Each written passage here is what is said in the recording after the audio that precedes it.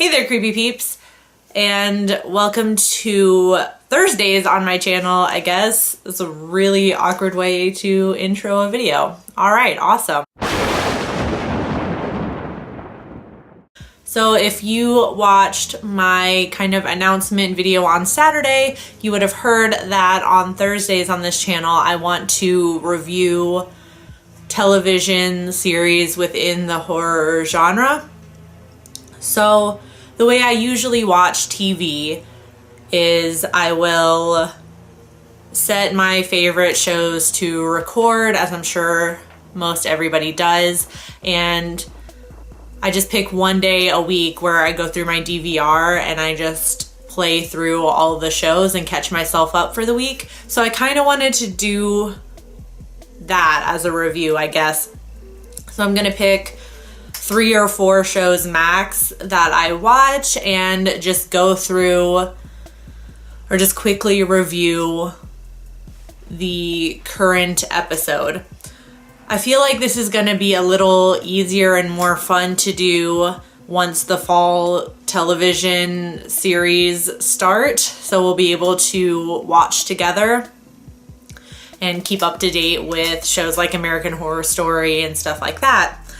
But for now, I decided to pick 3 television series that I have never seen before. So I'm just going to go through at least the first season of each one so far. We'll see how it goes. I feel like by the time we get through one season of the shows that I've picked, then it will be time for fall television to premiere. So we'll be able to talk about current shows. The 3 shows I'm going to be reviewing for you over the summer will be The Hunger, which you can watch on Screambox, which I'll leave the link below to that site. The next one that I'm going to be talking about, and I'm probably going to get a lot of shit in the comments for not watching this sooner, I guess, is The Walking Dead. I know, don't kill me. I've just now started this series, and the last television series we're going to be reviewing over the course of the summer is iZOMBIE, which looked really interesting when I saw the promos for it before it came out. The Hunger you can watch on Screambox, which I'll leave a link below. You can watch The Walking Dead on Netflix, and iZOMBIE you can watch on Hulu. I watched the first episode of the first season of each of these shows, so I thought I would just quickly review them for you and kind of describe what happened and give you my thoughts on them really quick. So I'll start off with The Hunger. I knew absolutely nothing about this show before I started watching it, and I didn't realize that it is, or at least from what I understand, it's supposed to be an anthology series. So every episode is going to be like a different kind of mini story, because I was so confused when I was watching the first episode. I just didn't know it was going to be an anthology series, and I was utterly confused. So the first episode of The Hunger is called The Swords, and it's about this guy who, like this young man who is from like a rich family, I guess, and he's really into drugs and stuff like that, and he overdoses, and his parents give him kind of an ultimatum, like you're either going to rehab or you're going to go into the family business. He goes to this like conference thing in England where he kind of befriends some unsavory characters who take him to a gay club where he meets this other unsavory character who kind of markets this girl as like kind of like a freak show kind of thing almost. I don't really understand what this girl can do, but basically she has some sort of like spell or magic about her that allows, basically she can be run through with swords through her like midriff stomach section, and she doesn't bleed, it doesn't hurt her. And the guy kind of, our main character kind of has this fascination with her, and they kind of develop a relationship of sorts. And I'm not really sure what changes, but the girl falls in love with him, and it seems like he is just not like a playboy really, but he's not into the commitment idea. The final show that she does, the guy runs her through with the sword and all of a sudden it's real, like she's actually bleeding, and then she dies. And then the very last shot of the episode is the guy basically going to Heathrow Airport, and he's just gonna leave, and it's just so weird. So you can imagine my confusion when I thought this was gonna be like an ongoing, like we were gonna keep following these characters, and so it's gonna be an anthology series. I will admit, I did not fully understand the point of this story. I don't know if I was supposed to, but I surely didn't. So this show right now went completely over my head, but I'm interested to see the little stories. And it seems like our connecting factor is gonna be, we have like a little narrator who says like a whole lot of really vague and like existential things about like love and hunger and stuff like that. So I imagine it'll start to make sense as I watch more episodes, and I'm definitely going to do my research on this episode to see what the point was, because I missed it completely. Like the point's over here and I'm way the hell over here somewhere. So The Walking Dead pilot episode, it's basically your run-of-the-mill opening to any zombie apocalypse story. Our central character wakes up somewhere, usually in a hospital, as Rick does. He is in a coma from an accident, I guess, while he was on the job, part of the police force. And I guess it's like sort of an accident. He gets shot. So he's in a coma, he wakes up, and the hospital's abandoned.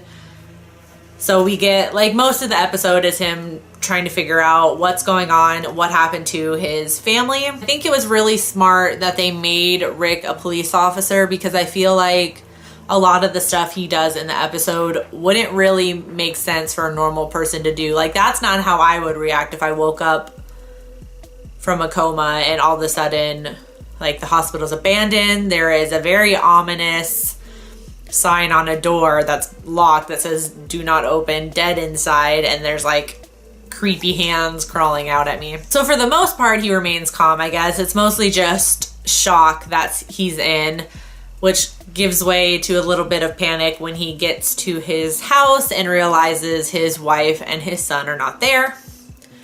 But with inductive reasoning, he knows that they are alive because all the family albums are gone. Somebody deliberately packed them up and took them, and a looter wouldn't take family photos. He meets another father and son along the way who kind of... I don't know if we're gonna see them again, but they kind of serve as an explanation to get Rick up to speed as to what's happened for the most part. And then he sets off to, you know, find his family. Of course, in zombie apocalypse stories, there's always one place where, you know, there are rumors that there are no zombies, or that's where people need to go if they're not infected. I imagine, you know, as they, you know, just like in any zombie apocalypse story, again, when they find that place, it's obviously like, it's not a lie, but something terrible has happened and it's overrun with zombies. So Rick goes into the city, which is the stupidest thing you could do. At least that's what I've learned from every single zombie movie I've ever watched. Do not go to densely populated areas because the infection spreads much faster there. And the episode ends on a cliffhanger as Rick gets himself into a very tight and dire position as he is trapped in a tank surrounded by zombies, and then it ends with a mysterious voice on a walkie-talkie reaching out to him. So overall, I'm really excited to watch this series. It's gonna be a lot of drama. I can tell, especially between Rick and his wife and his best friend. I'm ready to follow Rick into whatever he gets into. And yeah, so we'll see how this goes. Okay, so lastly, pilot episode of iZombie. iZombie is about a medical student. I think I can't remember if she's a student or she's actually like a nurse or something like that. Like basically at the beginning of the episode goes to a party and something terrible happens, all hell breaks loose, there's zombies, she gets scratched or bitten, and then she wakes up in a body bag like on the beach, the aftermath of the party. So in this universe that they've kind of set up, zombies are not like when you become a zombie, you don't instantly become a mindless walking corpse. She still retains her intellect, she still retains control of her brain for the most part and motor functions and stuff like that. But if she lets herself get hungry, that's when she becomes more zombie-like. She says in the episode she becomes slower, dumber, stuff like that. So very smartly, she, instead of working in the hospital, she transfers to the morgue where she has access to unlimited brains.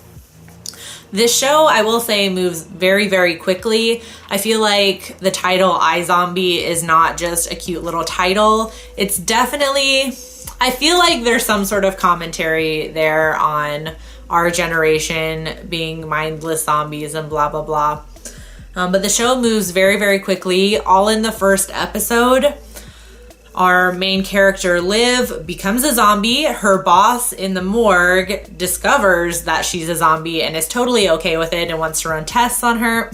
She discovers that when she eats the brains of a person, she gets flashes of their memories and thoughts, and she kind of starts to pick up character traits of that person. So she'll start acting a different way because that's how the person acted. So this kind of leads into what the show is going to be like. She's going to kind of be like a crime fighting detective zombie. She helps out a new detective